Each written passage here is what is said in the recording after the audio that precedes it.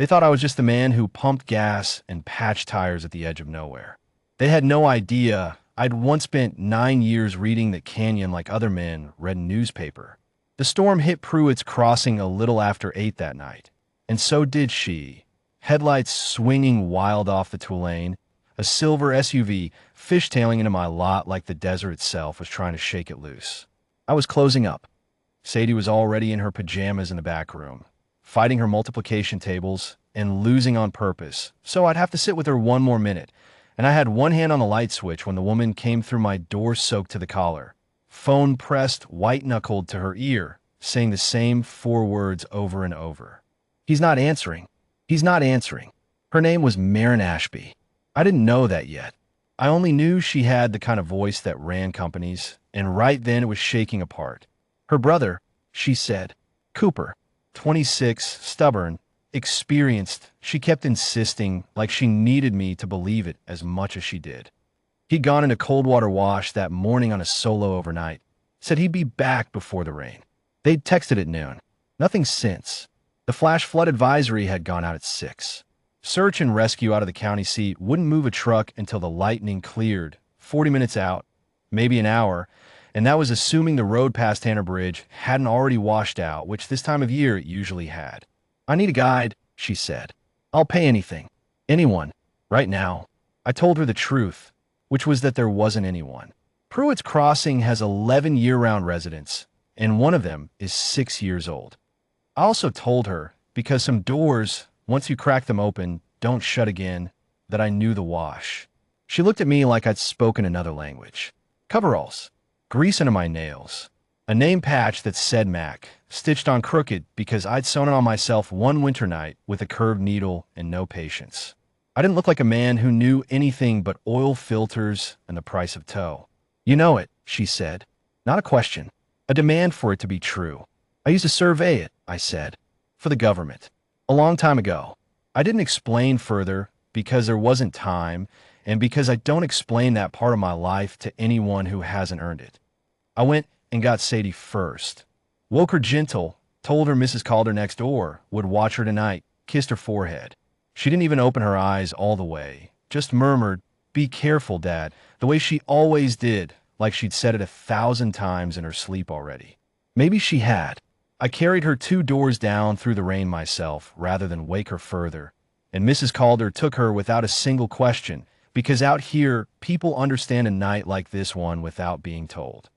Then I went back and pulled my old gear bag down from the rafters of the garage, the one I hadn't opened in 9 years, and underneath the coveralls and the rain shell, taped flat against a sheet of plywood where water couldn't reach it, was the map. Not a printed trail map. My map. Hand-drawn, hand-corrected in 3 different inks over 3 different seasons. Every ledge and braid and dry fall of cold water wash surveyed foot by foot back when I worked for the Bureau, before Sadie, before her mother got sick, before I walked away from a government salary to run a gas station at the edge of the world. Because a man can't spend his weeks in slot canyons and also be home every single night for a little girl who needed him to be. Nobody had asked to see that map in 9 years. The Bureau's official one. The one in every park kiosk and every app on every phone, including, she'd tell me later, her own companies, routed the high trail along the rim above the wash. Mine showed the low ledge under the south wall, the one that stayed dry an extra 90 minutes after the water started rising, because 9 years of my own boots on that ground had taught me what no satellite photo or drone survey ever could. That's not the trail, Marin said, when I spread it across the hood of my truck and showed her where we were going. No, I said, it's the one that's actually there. We drove as far as the access road would take us, then we walked, headlamps cutting the rain in a silver wire, the wash already hissing somewhere below us in the dark like something waking up. The lightning came in long sheets that lit the canyon walls blue-white for half a second at a time, just long enough to see how much higher the water had climbed since the last flash. Marin kept pace better than I expected, slipping once on the wet sandstone and catching herself hard on her palms without a sound of complaint. "You don't even know him," she said at one point, when the trail narrowed to nothing and she had to grip the rock beside me to keep her footing. "Why are you doing this?" "Because somebody's little brother is out here," I said. And I've got a little girl at home who needs to know her father is the kind of man who goes." She didn't answer that. She just nodded once like she was filing it away and kept moving. I hadn't said her name out loud in years, but climbing down into that wash, I thought of my wife the way I always do when the work gets hard enough to need both hands and no room left for thinking. A flash, gone before it could slow me down. She used to say I loved that canyon more than I loved my own bed. She was wrong, but only barely. When she got sick, I didn't have to choose between the canyon and Sadie. The canyon chose itself out of the running the day I signed the papers, and I never once looked back until tonight, when looking back was the only way to bring somebody's brother home. Twice the low ledge I remembered had narrowed to almost nothing, undercut by some flood years after I'd last walked it, and twice I had to find us a different few feet of stone by feel and memory rather than sight, testing each hole before I let her put her weight on it. My old notes had a name for that stretch. The throat I'd written because the canyon pinched down to barely a shoulder's width, and I found myself murmuring it out loud without meaning to, the way you say a friend's name in the dark. We found Cooper almost an hour later, wedged on a ledge 8 feet above a wash that had gone from a trickle to a brown roar in the time it had taken us to climb down to him.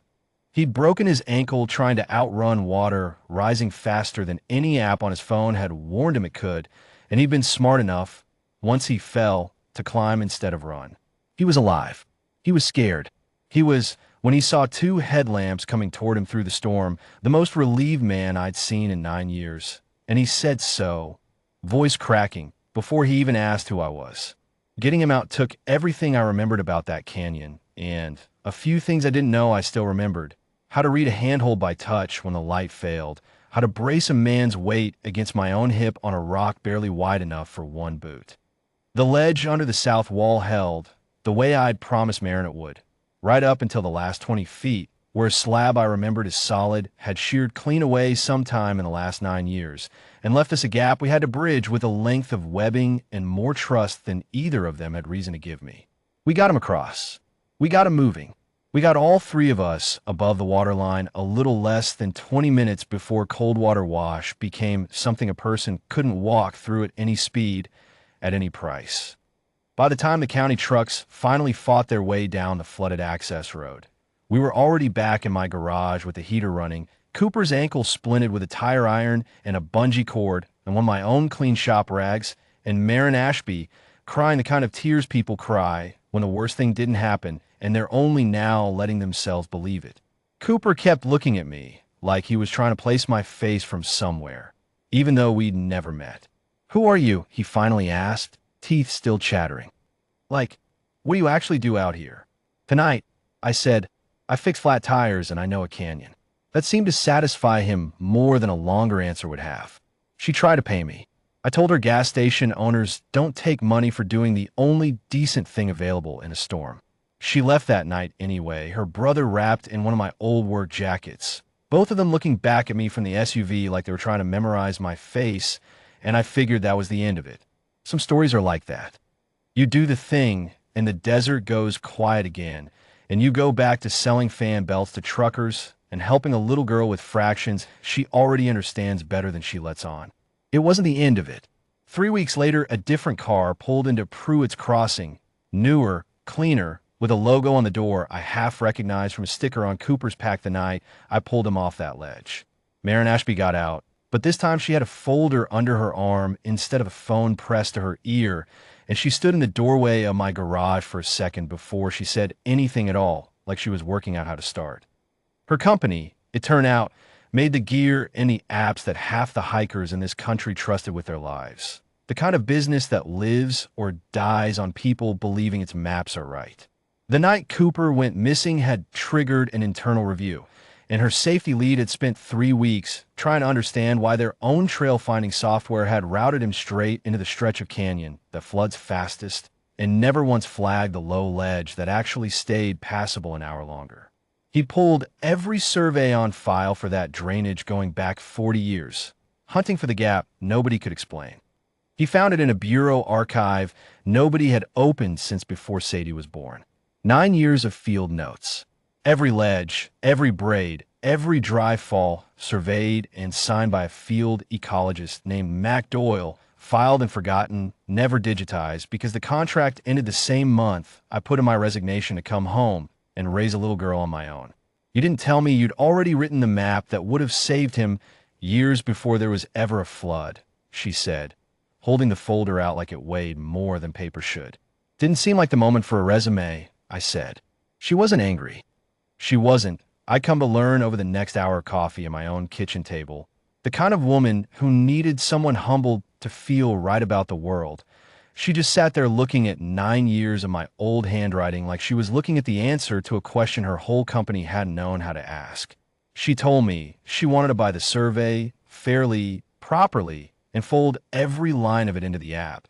So the next family driving into a storm, looking for somebody wouldn't have to find a stranger with a truck and an old gear bag in the rafters.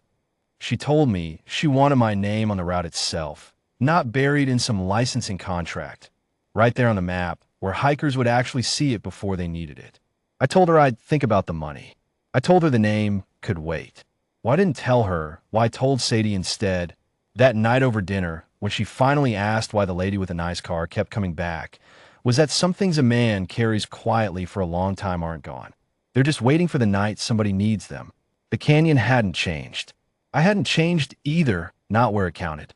I'd just been the man who fixed flat tires for 9 years, until the storm came, and the only thing that mattered in the dark was that I still remembered the way home. Sadie thought about that for a while, fork halfway to her mouth, the way she does when she's deciding whether a thing is true. So you were a secret hero, she said, like she'd solved something. No, I told her. I was just a dad who used to know a canyon. That's all anybody needs to be if the night calls for it. She seemed satisfied with that.